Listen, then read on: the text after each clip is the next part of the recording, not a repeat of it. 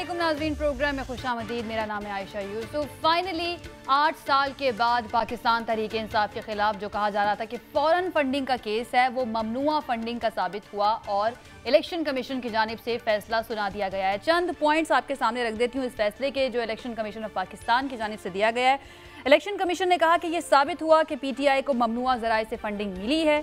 Party ने आरिफ नकवी और 34 गैर मुल्की शहरियों से फंड्स लिए। PTI ने 8 अकाउंट्स की मलकियत जाहिर की और 16 अकाउंट्स को पोशीदा रखा है। और ये भी कहा गया इलेक्शन कमीशन की जानिब से कि इमरान खान ने इलेक्शन कमीशन के सामने गलत बयानी की है और आखिर में PTI को एक शो कॉज नोटिस जारी किया है और ये सवाल पूछा है कि क्यों ना ये फंडिंग जो ममनुआ साबित हुई है उसको जब्त कर लिया जाए। इस फैसले के बाद पाकिस्तान तहरीक इंसाफ इसे अपने मौक़िफ़ की जीत करार दे रही है और कह रही है कि ये फ़ौरन फंडिंग का मामला जो बार बार कहा जाता रहा ये साबित हुआ ये फ़ौरन फंडिंग का नहीं था, इसलिए हमारे मौक़िफ़ की जीत हुई है। जबकि दूसरी जानिब जो उनकी सियासी मुखालिफ जमातें हैं वो कहती हैं कि ये साबित हो गया कि इमरान खान सादिक और अमीन नहीं रहे हैं। क्या वाकई में ऐसा ही है?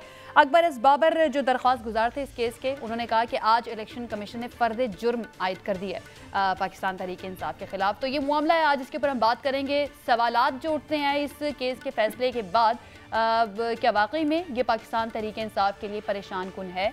ममनुआ फंडिंग अगर साबित हुई है तो उनके खिलाफ क्या कार्रवाई की जा सकती है? क्या ऑप्शंस मौजूद हैं इलेक्शन कमीशन के पास और उसके बाद जो मौजूदा हुकूमत है वो इस सिलसिले में क्या कर सकती है? ये आज हम जानने की कोशिश करते हैं। हमारे साथ आज मौजूद हैं पाकिस्तान तहरीक इंसाफ आफ्ताब जहांगीर साहब, मुस्लिम लीग नून के रहनुमा खलील ताहिर सिंधु साहब हमारे साथ मौजूद हैं, माहिर कानून हैदर वहीद साहब हमारे साथ मौजूद हैं और हमारे साथ आज एनालिस्ट मौजूद होंगे सलमान आबिद साहब। बहुत शुक्रिया हमारे मेहमानों का हमें ज्वाइन करने के लिए। हैदर वहीद साहब, सबसे पहले आपसे मैं ये जानना चाहूँगी, इसके ज़रा जो कानूनी नुक्ते हैं उनके ऊपर बात कर लेते हैं। PTI कह रही है हमारी जीत हुई, मुखालिफ जो जमातें हैं वो कह रही हैं कि जी इमरान खान के ख़िलाफ़ ये फ़ैसला आया है, वो साबित हो गया कि सादिक और अमीन नहीं रहे हैं, लेकिन फिर भी PTI कह रही है कि हम इसको चैलेंज करेंगे। मुश्किलात क्या हैं इस फैसले के बाद पाकिस्तान तहरीक इंसाफ के लिए आइनी और कानूनी तौर पर? देखें, यहाँ पे ECP ने डिक्लेयर कर दिया है कि PTI ने प्रोहिबिटेड फंडिंग ली है। ठीक है ना, एक तो बात ये तय हो जाए कि ममनुआ फंडिंग ली है। ममनुआ फंडिंग का केस जो है ECP के मुताबिक बनता है। अब ममनुआ फंडिंग के केस बनने और इस डिक्लेरेशन के बाद जो चीजें जन्म लेती हैं, एक तो शो कॉज नोटिस है जो इशू कर दिया गया है कि क्या आपके फंड्स कॉन्फिस्केट होने चाहिए। ये थोड़ी सी निस्बतन हल्की बात है।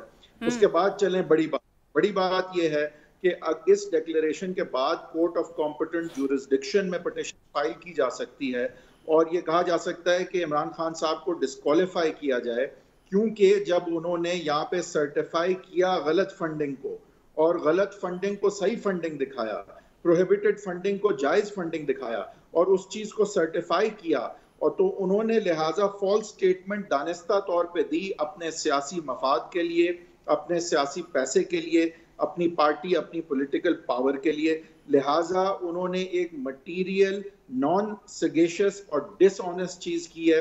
वो सादिक और अमीन अब नहीं रहे, लिहाजा उनको डिस्क्वालीफाई किया जाए। जाहिर है उसके बाद वो मेंबर ऑफ पार्लियामेंट भी नहीं रह पाएंगे और नवाज शरीफ साहब इस जिस तरह से है तो पार्टी हेड भी नहीं रह पाएंगे। तीसरी बात पे अब आते हैं।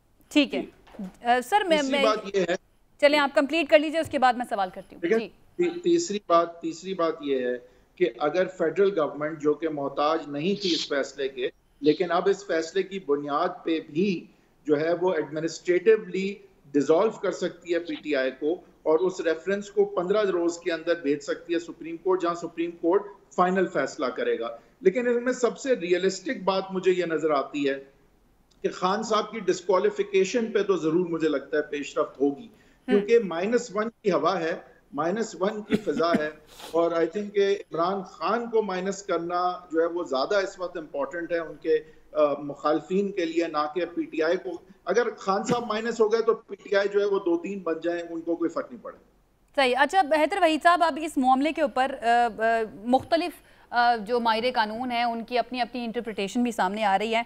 सर्टिफिकेट और एफिडेविट, इन दोनों में फ़र्क की बात की जा रही है कि एफिडेविट नहीं दिया उन्होंने बल्कि सर्टिफिकेट दिया है, तो सर्टिफिकेट की बिना पर उनकी नाअहली या 62(1)F के तहत उनके खिलाफ कार्रवाई की बातें की जा रही हैं।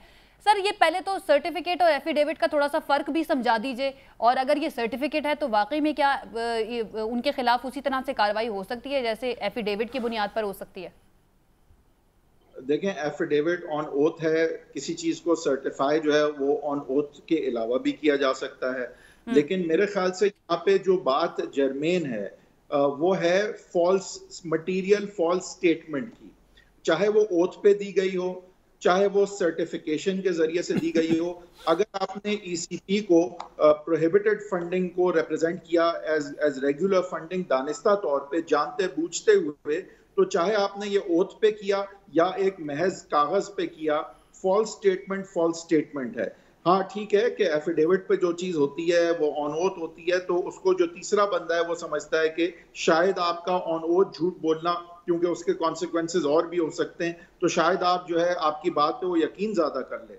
लेकिन मटीरियल फॉल्स स्टेटमेंट चाहे ओथ पे हो या ओथ पे ना हो, दोनों सूरतों में सदाकत और अमानत का इशू जरूर बन सकता है।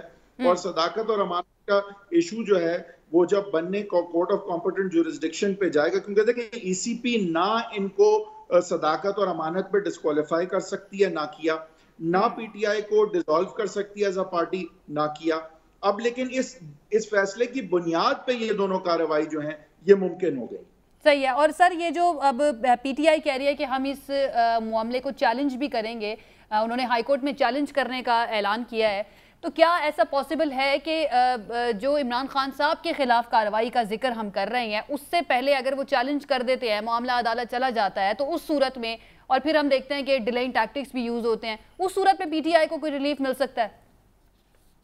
देखें, नो डाउट कि वो इस फैसले को चैलेंज जरूर करेंगे, और मुझे इसमें भी बहुत कम डाउट है कि इस फैसले की बुनियाद पे उनकी डिस्क्वालिफिकेशन भी सीख की जाएगी।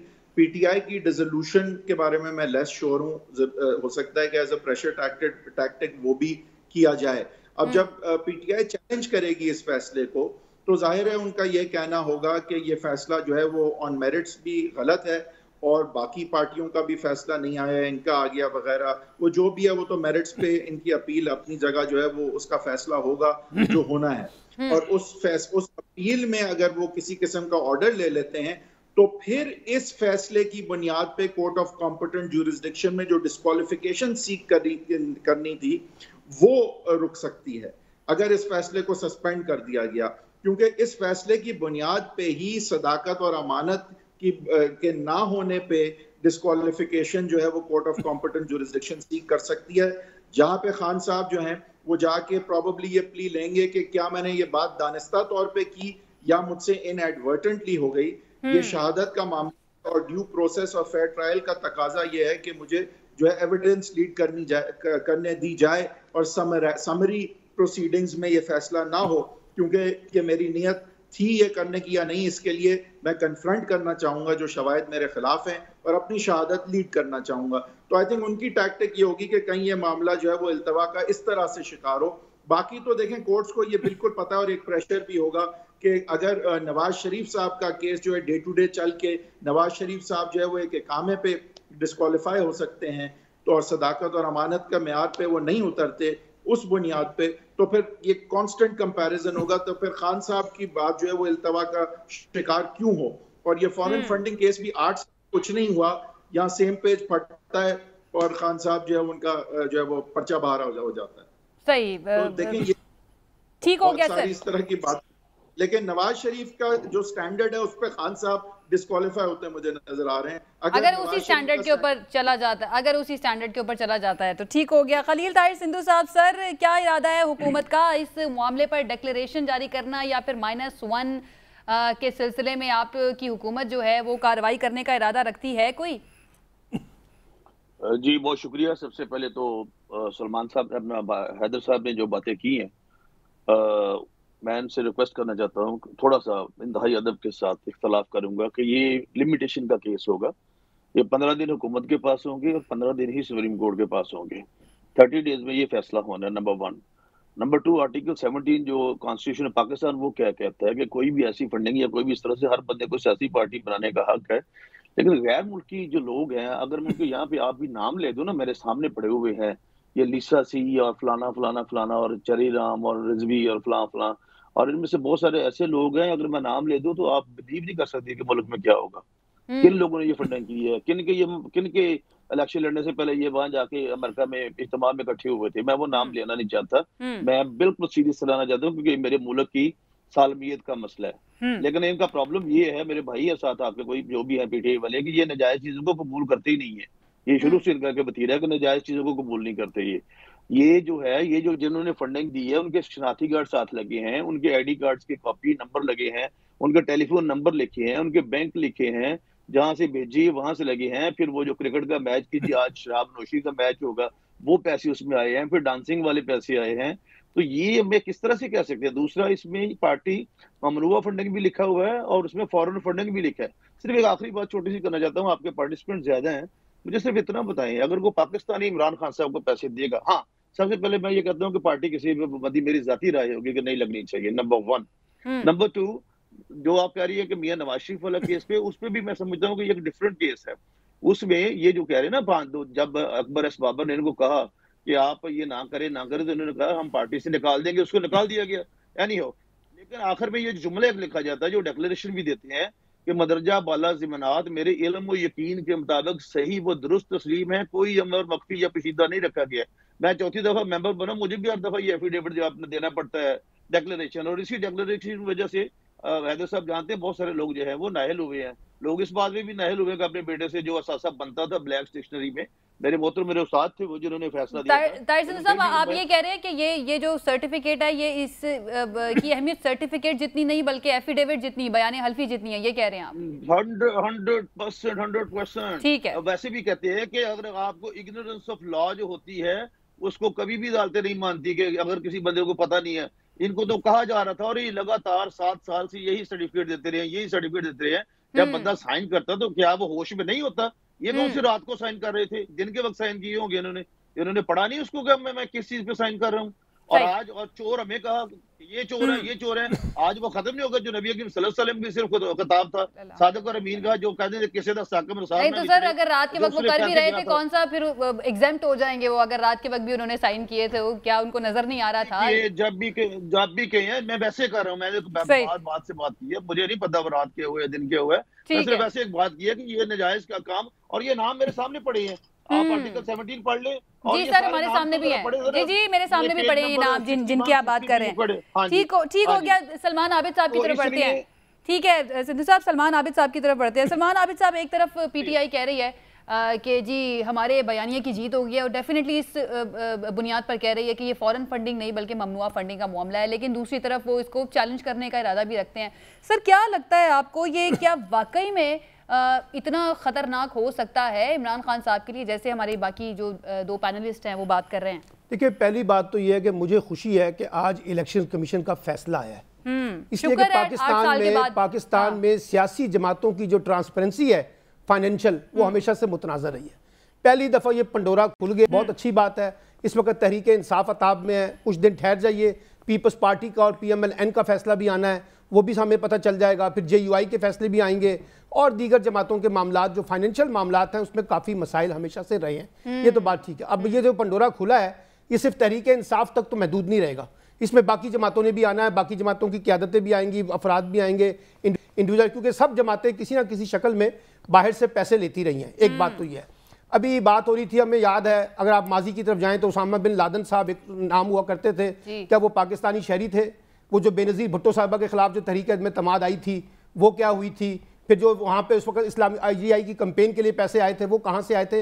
ये बहुत सी चीज़ें हैं, लेकिन मुझे खुशी है कि ये सारा पंडोरा खुलना चाहिए, ताकि सियासी जमातों का एक ट्रांसपेरेंसी और फाइनेंशियल ट्रांसपेरेंसी का एक मैकेनिज्म जो है वो बनना चाहिए। एक बात तो ये है।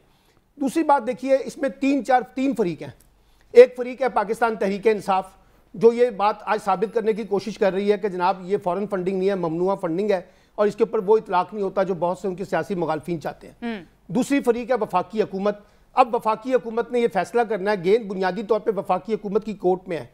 जैसे हैदर साहब कह रहे थे कि क्या वो जाती है सुप्रीम कोर्ट के अंदर, और वो रेफरेंस तो वो वहाँ पे दायर करेगी, पहले खुद कार्रवाई करेगी फिर जाएगी। अभी तो ये भी बहुत से, आज मैं लीगल एक्सपर्ट्स को सुन रहा था, जो मुख्तलिफ लोग हैं वो अपनी अपनी राय दे रहे हैं। कुछ कह रहे हैं कि इसकी जो सेहत है उसमें इतना वजन नहीं है, और इतनी जान नहीं है कि आप सुप्रीम कोर्ट में रेफरेंस दायर करें और आप वहां से सुरखुर हो जाएंगे। कुछ लोग कहते हैं नहीं जी उसमें बड़ा वजन है। तो ये दोनों बातें उसके अंदर जो है ना मैटर करती हैं। अब वफाकी हुकूमत जो है वो कब ये फैसला करती है और कब वो रेफरेंस सुप्रीम कोर्ट में जाती है, वो दूसरा फरीक है। तीसरा फरीक फिर पाकिस्तान की आला अदालतें हैं। अब आला अदालतों का मसला ये है कि इस वक्त जो है वो बेंच भी अपनी मर्जी का बनाना है, फुल बेंच भी बनना चाहिए। वो बेंच में कौन से वकील होंगे कौन से नहीं होंगे, ये मैं बातें सुन रहा हूं ना। अभी देखिए ना एक फैसला आया था उसके ऊपर कितना यहाँ पे हंगामा क्रिएट हुआ है। हालांकि उन्हीं में से वही 3 जज जो हैं फैसले में भी शामिल थे जिसमें इमरान खान की हुकूमत का खात्मा हुआ, ठीक है ना। उस वक्त वो सब चीजें ठीक थी। अब प्रॉब्लम सिर्फ ये है कि जो बात अभी डिस्क्वालिफिकेशन की हो रही है, मेरी अपनी जाती राय है, अगर कोई ये समझ रहा है कि इस पूरे तनाजुर में इमरान खान साहब को डिस्क्वालीफाई करना है, जो यकीनी तौर पे अपोजिशन जो इस वक्त की हुक्मरान जमाते हैं उनका जो कोलिशन है वो ये चाहेगा कि इस पूरे खेल के अंदर जो नजला है वो इमरान खान के ऊपर गिरे और वो इमरान खान को डिस्क्वालीफाई करना चाहते हैं। अच्छा जी कर लें आप डिस्क्वालीफाई, क्या करेंगे? वो इलेक्शन ही लड़ सकेंगे, वो पार्टी को तो लीड कर लेंगे, उसको तो नहीं रोक सकते आप, पार्टी को तो चला सकते हैं पीछे बैठ के। आप पीटीआई को तो नहीं बंद करेंगे, पीटीआई को बंद करेंगे तो एक मुतबादिल जमात बन जाएगी। आपको याद है कि पीपल्स पार्टी पे बैन लगा तो पीपल्स पार्टी पेट्रियाट बन गई, ठीक है ना। यहाँ पे कालेधन तंजीमें बैन हुई, उसके मुकाबले में दीगर जमातें बन गई। तो रास्ता तो निकाल लेंगी सियासी जमातें और सियासी लोग निकालेंगे, लेकिन सवाल ये है क्या ये तरीका ठीक है कि क्या सियासतदानों को या सियासी जमातों को आप कानूनी और इंतजामी तरीकों से बाहर निकालें या सियासत में उनका मुकाबला करें। अब यही बात जब नवाज शरीफ साहब की डिस्क्वालिफिकेशन हुई थी उस वक्त भी कहा गया था कि आप उनको कानूनी बुनियादों पर बाहर निकालने की कोशिश कर रहे हैं। तो मेरा कॉन्टेक्स्ट ये है कि जो लोग ये चाह रहे थे, आज भी माशाल्लाह बेशुमार लोगों को मैंने देखा, बड़े पढ़े लिखे लोग ट्विटर के ऊपर ये शेयर कर रहे थे और एक्सपेक्ट कर रहे थे कि जैसे आज ही इलेक्शन कमीशन जो है इमरान खान को डिस्क्वालीफाई कर देगा, आज ही उनकी पॉलिटिकल पार्टीज को बैन हो जाएगी, जो कि होना नहीं था। जैसे हैदर साहब ने कहा कि वो फोरम ही कोई और है। तो अब ये गेंद बुनियादी तौर पे वफाकी हुकूमत की कोर्ट में है, एक कि वफाकी हुकूमत इसके ऊपर किस तरह से प्ले करती है, और दूसरी बात यह कि जैसे टीटीआई ने कहा कि हम इसको जाके अदालत में चैलेंज कर रहे हैं, वो कैसे बिहेव करती है इस कॉन्टेक्स्ट में। वो जो नोटिस उनको जारी हुआ है उस नोटिस के अगेंस्ट में 16 कंपनियों जो 16 लोगों की बातें हो रही हैं कंपनियों की, उसके ऊपर वो क्या जवाब देते हैं वो देखना होगा। फिर सुप्रीम कोर्ट किस तरीके से इन चीजों को देखेगी। देखिए ना, सुप्रीम कोर्ट ने भी एक एविडेंस देना है, जरूरी नहीं कि वफाकी हुकूमत जो कह रही है वो बिल्कुल ठीक कह रही है, उसने भी एविडेंस देखना है। तो मुझे नहीं लगता ये केस इतना सादा है जितना सादा हम बनाने की कोशिश कर रहे हैं। ये बड़ा कॉम्प्लिकेटेड केस है, टाइम भी लेगा, और ये पाकिस्तान की सियासत में इसलिए भी मैटर करता है कि इससे पूरी पॉलिटिक्स, यानी इस वक्त जो पॉपुलर पॉलिटिक्स है वो तो इमरान खान के हाथ में है। अगर आप इमरान खान को डिस्क्वालीफाई करेंगे और टाइम लगेगा, सर टाइम तो लगेगा, 8 साल तो लग चुके, देखे ना 8 साल भी लगे, 8 साल लगे ना। हाँ। उसमें इलेक्शन कमीशन का भी रोल देख लें कि क्या रहा। 2-2.5 साल तक तो इलेक्शन कमीशन ने उसको सुना ही नहीं। फिर बात यह है कि हमारे यहाँ अदालती फैसले जो है या कमीशन का फैसला या किसी और का फैसला, उसमें तो टाइम लगता है। आज लोग एक्सपेक्ट कर रहे थे आज वो सजा सुनाएंगे, मिसाल के तौर पे उन्होंने नोटिस जारी कर दिया है। तो कहने का मतलब ये है कि जो हमारे यहाँ एक बहुत तेजी आती है ना, 5वां गेयर लगाते हैं और कल ही हमें ये फैसला चाहिए। मुझे नहीं लगता ये कल कोई फैसला आने वाला है। जैसे ताहिर खलील संधू साहब ने कहा जी 15 दिन उनके पास है और 15 दिन उनके पास है, पहले वफाकी हुकूमत तो डिसाइड करे।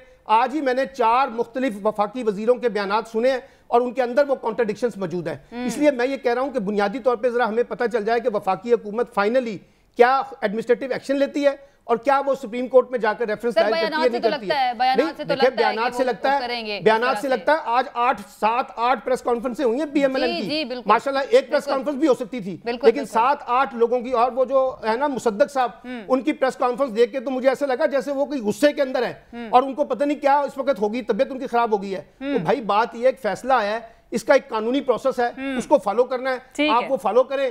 पीटीआई के पास भी राइट है, वो उसको कानूनी तरीके से ले।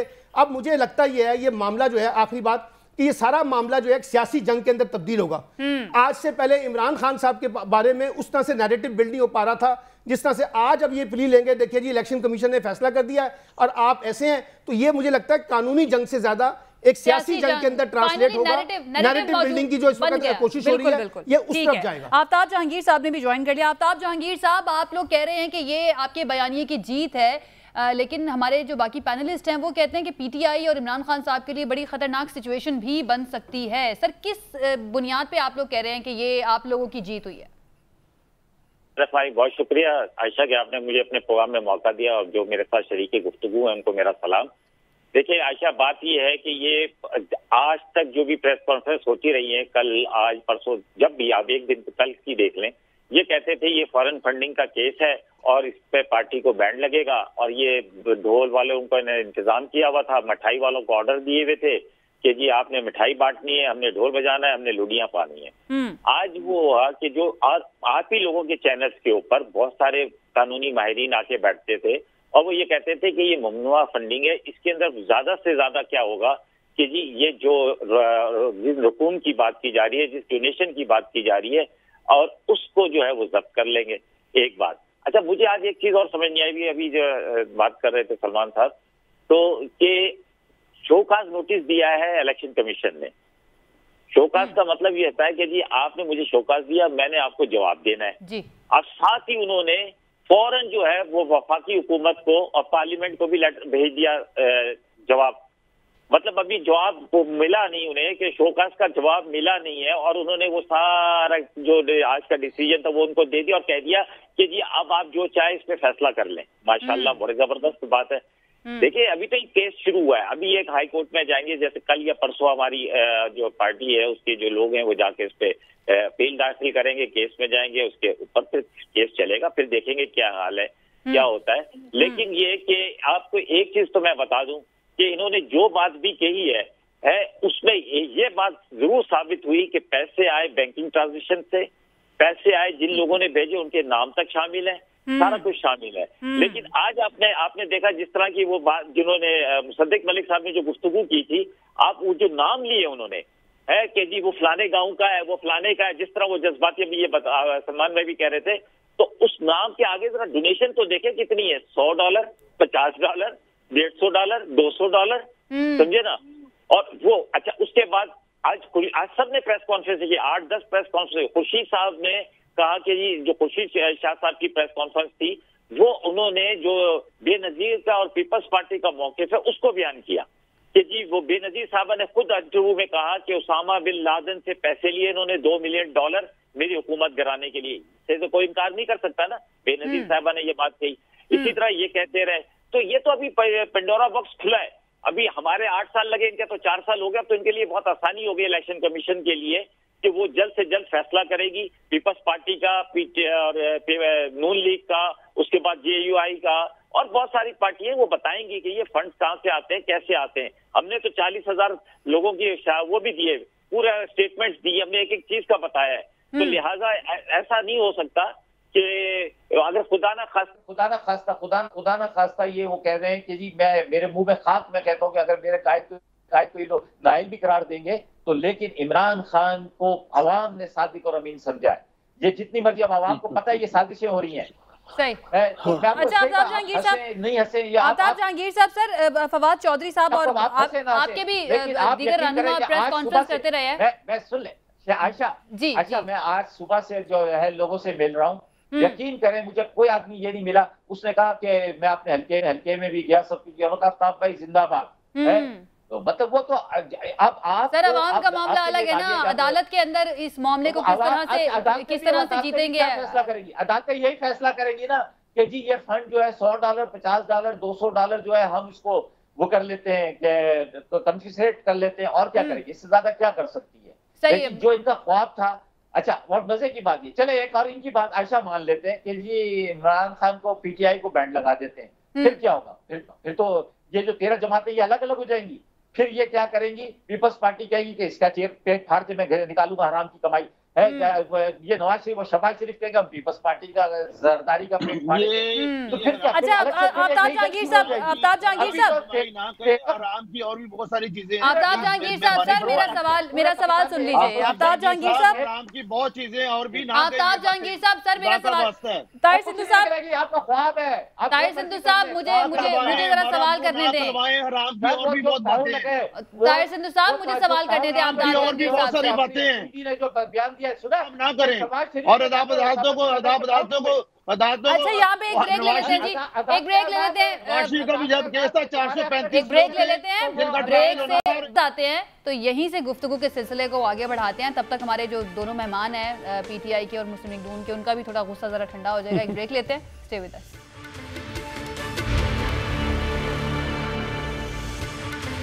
जी नाजरीन, ब्रेक के बाद खुशामदीद। हैदर वहीद साहब, सर आफ्ताब जहांगीर साहब ने जो नुक्ता उठाया कि इलेक्शन कमीशन ने अपने फैसले में शो कॉज नोटिस जारी किया पीटीआई को, इमरान खान साहब को, लेकिन उसके जवाब से पहले ही इलेक्शन कमीशन ने हुकूमत को लिख दिया कि आप इस मामले पर जो भी करना चाहें वो कर लें। सर, इस कानूनी नुक्ते पर भी क्या कोई रिलीफ मिल सकता है पाकिस्तान तहरीके इंसाफ को, या फिर ये बिल्कुल ठीक था, इसी तरह से ये प्रोसेस होता है?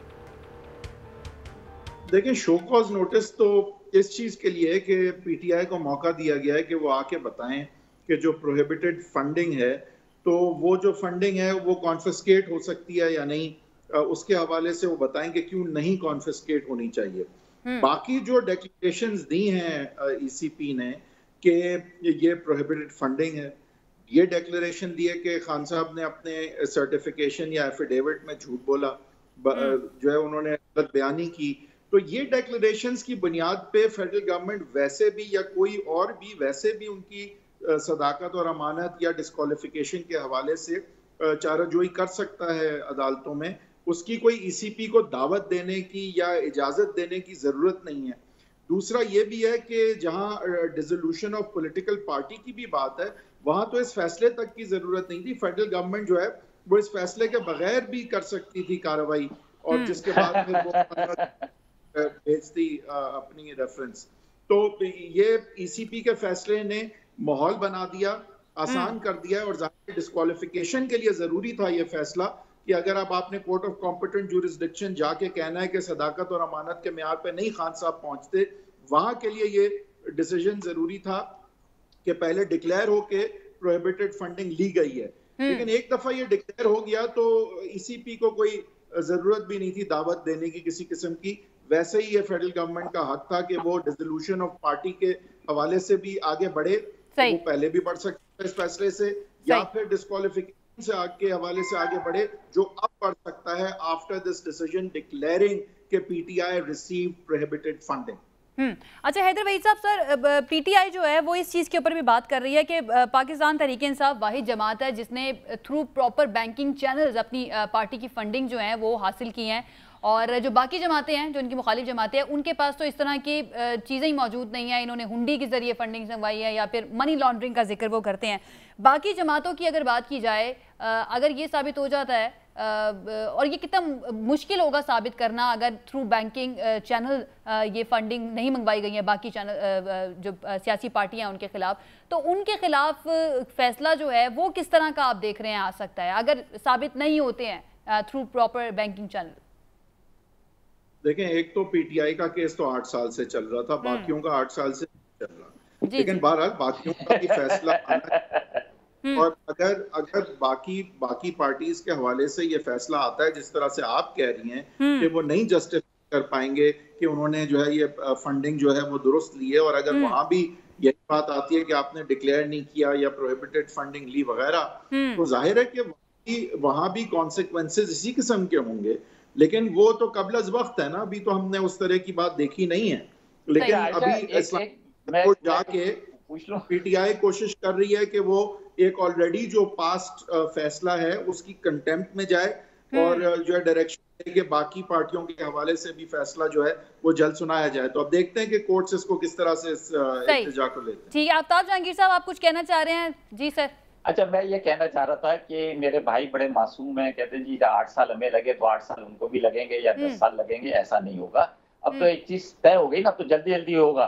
अच्छा, दूसरा ये कि ये इनसे पूछे कि जी इनके जो प्राइम मिनिस्टर और जो वजीर आला का ख्वाब था बाप बेटे का, वो तो फर्ज आयद होनी थी, वो आगे होती जा रही है। तो उस ये क्या है, वो क्यों ये अदालत जो है जब भी इनकी बारी आती है उसको फिर 1 हफ्ते के लिए, 15 दिन के लिए, महीने का टाइम देते हैं। तो मतलब ये तो बहुत सारी चीजें कि इतनी सारी चीजें हैं इनके खिलाफ, तो आप सोच भी नहीं सकते। जो बिल्कुल आज केस में ना बात कर रहे हैं, वो तो अलग मामला है ना, वो तो अलग मामला है। लेकिन मैंने आपके दरमियान नहीं बोला था। ठीक है, बात नहीं, केस और हम दूसरे मामले की बात कर रहे हैं ना, आज के केस की बात कर रहे हैं सर। वो उस मामले के ऊपर भी कर लेंगे बात, उस पर कर लेंगे बात। चले, आपने जो सवाल उठाया आफ्ताब जहांगीर साहब, हैदर वहीद साहब उसका जवाब देना चाह रहे हैं। मैं दे देता हूँ जवाब। मैं आपकी तरफ आती हूँ। इलेक्शन कमीशन ने जी जी चले कर लें कंप्लीट जनाब। आज इलेक्शन का केस वो किया कि एक इंडियन निजात खातून और पाकिस्तानी जो है वो मियाँ बीवी है, उन्होंने $27,000 जो वो भेजे और उन्होंने कहा कि जो पाकिस्तान ज्वाइंट अकाउंट था इसलिए पाकिस्तानी के तो लीगल है और जो बीवी इंडियन है उसके तो इलीगल है। ये तो ऐसा हो गया कि एक भाई अगर किसी की औलाद हो जाती है और वो क्रॉस शादी होती है अमेरिका में और पाकिस्तानी की, तो आधा बच्चा जो है ना धड़ से ऊपर का जो है वो अमेरिकन हो जाएगा, धड़ से नीचे का वो पाकिस्तानी हो जाएगा। ऐसा तो नहीं होता। आप किस तरफ लेगी प्रोग्राम? अच्छा सर आप बुकला जहांगीर साहब करें किस किस्म का काम? ये क्या सर देखिए सर आफ्ताब जहांगीर साहब, फवाद चौधरी साहब ये कह रहे हैं कि 16 अकाउंट जिनके बारे में कहा जा रहा है कि वो अकाउंट ठीक नहीं थे, हम साबित कर देंगे कि वो ठीक थे, अकाउंट लीगल थे। आफ्ताब जहांगीर साहब बाकियों को भी मौका दे देना। सर हैदर वहीद साहब, सर आप इसका जवाब देना चाह रहे हैं, उसके बाद मैं आगे बढ़ूंगी। सिद्धू साहब मैं आपके पास ही आऊंगी, पहले मुझे हैदर वहीद साहब सर प्लीज सर मैं रिक्वेस्ट कर रही हूँ जी। एक तो मैंने ये नहीं सजेस्ट किया था कि नून और पीपीपी को भी 8 साल लगे। मेरा कहने का मकसद था कि आप तीनों को एक बोट में इसलिए नहीं डाल सकते, एक केस 8 साल से चल रहा था, बाकियों के भी फैसले जरूर आने चाहिए, नंबर 1। नंबर 2, इन्होंने बात की कि शहबाज शरीफ और हमजा शहबाज के केसेस क्यों नहीं चलते। देखिए ना जरदारी साहब के फेक अकाउंट्स के चले हैं, ना इमरान खान साहब के केस चलते हैं यहाँ पे, ना शहबाज शरीफ के, ना हमजा शहबाज के। ये सिर्फ नवाज शरीफ और मरियम नवाज की किस्मत थी कि डे टू डे चल के इलेक्शन से बड़ा ये दो सर नहीं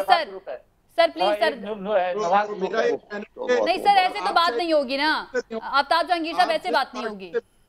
आप जिस पार्टी से भी हो, अगर आप नवाज शरीफ या मरियम नवाज नहीं है तो आपके केस में जो है वो डिले होगा, हम देखते हैं कि है। उनके में नहीं थी क्योंकि इलेक्शन से पहले उनको डिस्क्वालीफाई हो गई। ठीक हो गया जी। सिंधु साहब अब आपकी बारी है सर। जी मिस मैं सलमान आबद साहब से एग्री करता हूँ और हैदर साहब से भी। हैदर साहब एक मिनट प्लीज। हैदर साहब सिंधु साहब को मौका दे दीजिए जी सर। मैं सलमान आबद साहब से और हैदर साहब से दोनों से एग्री करता हूँ। इवन जो आपके जो मेहमान साहब हैं आए पता नहीं आफ्ताब साहब, उनसे भी एग्री करता हूँ कि सारी जमातों के केस चलने चाहिए। ठीक है यार, अगर मुझे नहीं पता तो आप मुझे जरूरी पता चल बना पड़ा आपने। नहीं सिंधु साहब आप कंप्लीट कीजिए। आफ्ताब जहांगीर साहब, मुझे नहीं पता सर प्लीज उनको मौका दें, सर उनको मौका दें। मुझे पता नहीं कौन है ये, तो मैं कैसे कह दूं मुझे पता है। भाई मेरे भाई मैं माजूर चाहता हूं, मुझे आपका नहीं पता सर। वो पाकिस्तान तहरीक इंसाफ के भाई, मुझे आपका पता नहीं। सिंधु साहब सर आप मुझे सर आ जाइए, आप जवाब पर आ जाइए। मैं पाकिस्तान तहरीक इंसाफ के रहनुमा साहब से ये गुजारिश करना चाहता हूँ कि सबके केस चले, सारी पार्टियों के चले। जिसने भी ये मनुआ फंडिंग ली है, फॉरेन फंडिंग ली है, उनको डिस्क्वालीफाई होना चाहिए, मैं कहता हूँ। नंबर 1। नंबर 2, ये जो बार बात कर रहे हैं ना, ये पैरा नंबर है 48, उसको पढ़े। हैदर साहब ने पढ़ा होगा, सबने पढ़ा होगा। उन्होंने कहा जब अनवर मसूद साहब हमारे लिए बहुत काबिल एहतराम है, तो ये उन्हीं का एतराज है कि undoubtedly the ACP is not a court of tribunal और argued by the learned council PTI। Anwar Masood साहब बहुत अच्छे वकील हैं और उन्होंने कहा कि ये इस हद तक नोटिस दे सकते हैं कि ये जो अपना जो फंड जब्त करें वो इलेक्शन कमीशन, हालांकि इलेक्शन कमीशन की कॉन्स्टिट्यूशनल बॉडी है। नंबर 2, मैं आपको एक रिक्वेस्ट करना चाहता हूँ बड़े अदब से, ये बड़ा सेंसिटिव केस है, इसको हम सारे जज्बात में ना आए, इसको बड़े तरीके से करें। मैं अभी जो मैंने आपसे पहले बात की थी, सलमान आबद साहब मेरी बात को समझ रहे हैं। आपको देखिए 435 लोगों का नाम था पनामा केस में, सिर्फ मियां नवाज शरीफ का केस सुना गया। 434 बंदों का किसी को याद है किसका नाम नहीं था? हम ये भी नहीं कहते। एसेट रिकवरी ये कुछ उनका होता था, अपना प्रो शार्क जो बंदा था शहजाद अकबर, अब बाहर चला गया है, मतलब हमेशा उसके बाद बिस्तर बांध उससे संभाला होता था। वो कहता था मैं जान दे दूंगा इमरान खान साहब के लिए, तो कोई ऐसी बात नहीं, वो भाग गए लोग सारे। इसलिए आज ये बताएं, ये अकाउंट अगर मैं खुदा के लिए मेरी जुबान ना खुलवाए, सलमान आबद साहब को मैं नाम भेज दूंगा, उनसे पूछ लें कि ये कौन है, और ये एक नया तमाशा चल जाएगा। आपको पता नहीं है किन लोगों से फंड आए हैं। मैं नहीं उसमें बात लेके जाना चाह रहा खुदा के लिए, बाकी मैं इस बात से एग्री करता हूं। ये जो आप बात कर रहे हैं लग रहा है कि बहुत ही को खतरनाक किस्म के लोग थे जहां से फंड्स ले लिए पाकिस्तान तहरीक इंसाफ ने। आप देखिए 98 पूरी लिस्ट है, पूरी लिस्ट है नामों की, 65 सफर का हुआ है। सर किसके नाम है आयशा मुझे मजबूर ना करे। मैं आयशा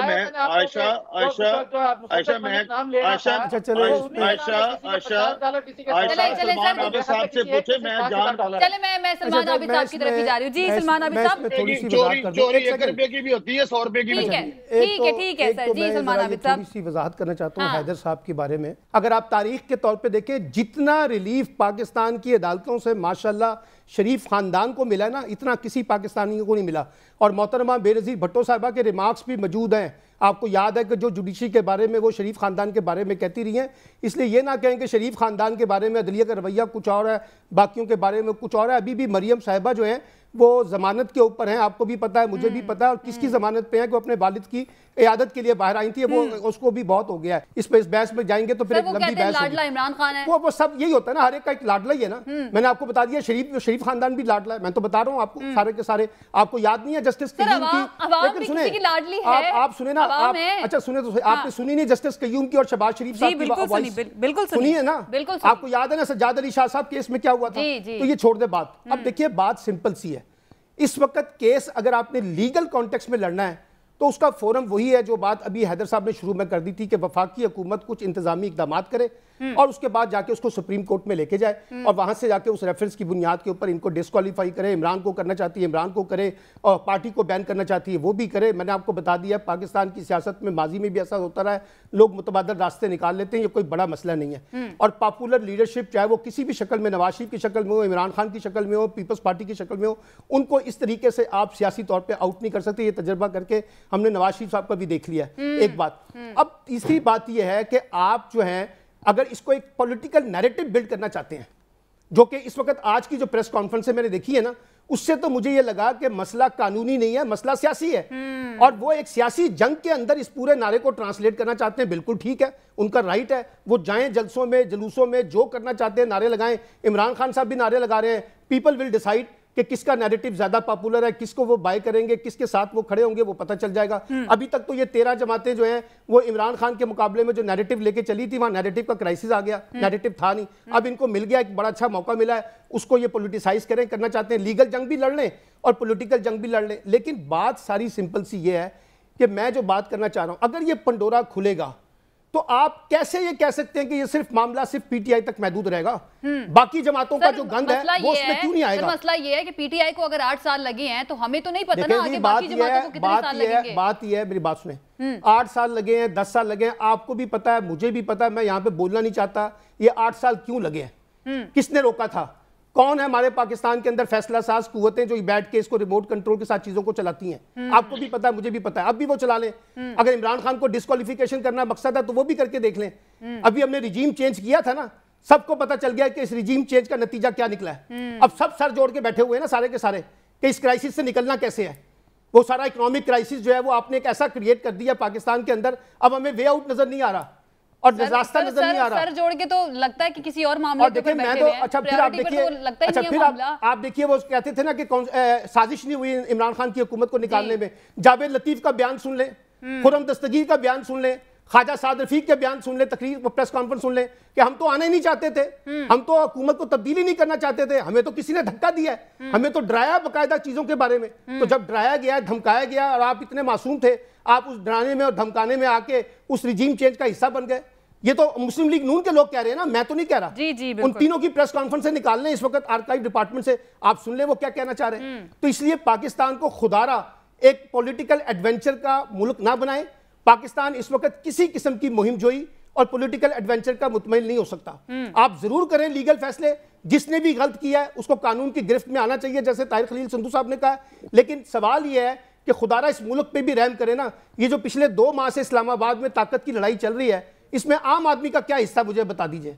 आम आदमी को क्या दे रहे हैं सियासतदान, सियासी जमातें, चाहे वो हुकूमत में चाहे वो अपोजिशन में, आप आम आदमी के बारे में तो सोच ही नहीं रहे। और सारी ताकत की लड़ाई चल रही है कि किसका इक्तदार महफूज करना है, किसका इक्तदार महफूज नहीं करना। शहबाज शरीफ साहब ने पार्लियामेंट में तकरीर की उस दिन, वो सारा गुस्सा जो है ना हमजा शहबाज साहब की वजारत आला खोने के ऊपर अपना तकरीर करते रहे। वो भाई बाहर निकले ना, कोई नेशनल इशूज के ऊपर आ जाए, कोई डेकोरम ले आए, उनके ऊपर गुफ्तगू करें। वहां तो कोई गुफ्तगू ना पीटीआई की तरफ से हो रही है ना उधर से हो रही है, और दोनों एक दूसरे पे इल्जाम तराशियां कर करके पाकिस्तान के सियासी माहौल को खराब कर रहे हैं। और ये मैं आपको बताऊं, ये ना सियासत के लिए मफाद में है ना जमहूरियत के मफाद में है। जो खेल इस वक्त हम खेल रहे हैं, हमें लगता है वक्ती तौर पे हमें फायदा मिलेगा, लेकिन लॉन्ग टर्म में ये सियासत का और जमहूरियत का नुकसान है जो इस वक्त हम खेल खेलने की कोशिश कर रहे हैं। ठीक है, ये नुकसान जो है अब इसको खत्म करने के लिए या कम करने के लिए, पाकिस्तान की बेहतरी के लिए सबको मिल बैठना पड़ेगा। लेकिन इमरान खान साहब जो है, सलमान आबिद साहब, वो किसी सूरत तैयार नहीं है। वो कहते हैं कि मैं डाकुओं के साथ क्यों बैठूं जाकर, उनका तो ये गलत है। इमरान खान साहब को भी सोचना चाहिए कि उन्हें सियासी जमातों के साथ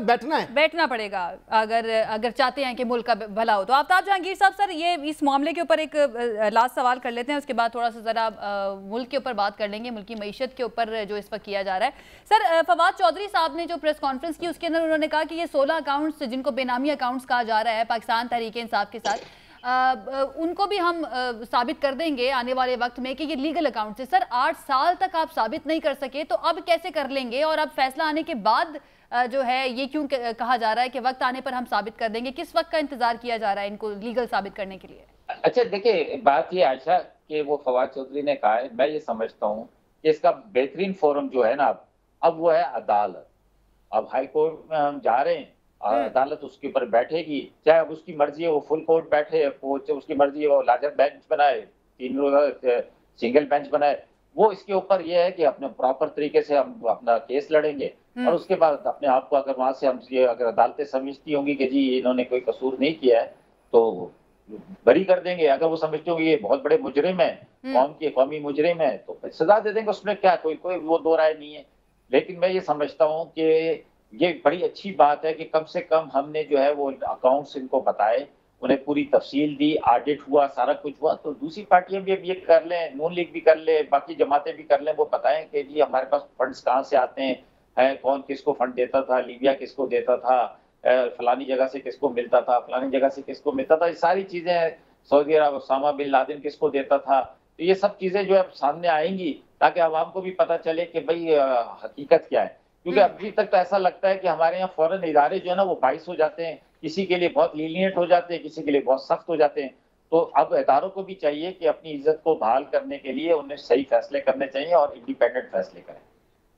सही, ठीक हो गया। अच्छा हैदर वहीद साहब, सर अब मामला अगर ये जाता है सुप्रीम कोर्ट के अंदर तो ये पंजाब असम्बली के डिप्टी स्पीकर की रूलिंग के मामले पे हमने देखा था कि अदलिया पर बहुत ज़्यादा प्रेशर डालने की कोशिश भी की गई, फिर बार बार मुतालबा था फुल कोर्ट का, फिर जो 3 रुकनी बेंच था उनके ऊपर भी हमने दबे लफ्ज़ों में तनकीद सुनी। सर ये सारा मामला अब इस मामले के ऊपर भी होता हुआ देख रहे हैं कि ऐसे ही प्रेशर बिल्ड करने की, अपनी मर्जी के जजेस की या फिर फुल कोर्ट की कोशिश की जाएगी? और अगर ऐसा होता है सर, इसके कॉन्सिक्वेंसेज आप क्या देख रहे हैं? देखें, 2 तरह के अब मौजू हैं और केसेस हैं जो सुप्रीम कोर्ट तक जा सकते हैं। एक तो डिसोल्यूशन ऑफ पीटीआई के लिए अगर फेडरल गवर्नमेंट जो है वो रेफरेंस भेज दे 15 दिन के अंदर अपना फैसला या सिफारिश करने के बाद, अगर तो ऐसा होता है तो देखें पीटीआई एक बड़ी सियासी जमात है, उसको बैन करने के हवाले से जो फैसला होगा वो जाहिर है कि बहुत मुतनाज़ा नजर आएगा, इंसाफ नहीं होता हुआ नजर आएगा अगर बेंच जो है वो किसी भी तरह से या जज साहिबान जो है उनको मुतनाज़ा देखा गया। तो फुल कोर्ट एक तो जो है वहां भी मेरे ख्याल से जरूरत शायद पड़ेगी कि बेहतर होगा कि अगर फुल कोर्ट उस तरह का फैसला करे। एक तो इस तरह का केस जो है वो बहुत नॉवल केस भी होगा।